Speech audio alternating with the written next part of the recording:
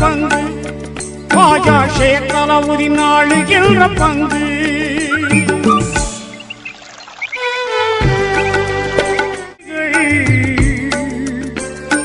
பார் முழுதும் சுற்றி வந்த பரதேசிகள், தன்னை பக்கீராக காட்டிக்கொண்ட பரஞ்சோதிகள்.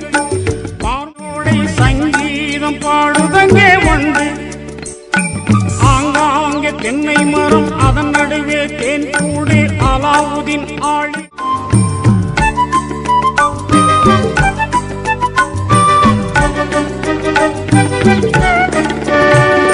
செயலிழந்த கால்கள்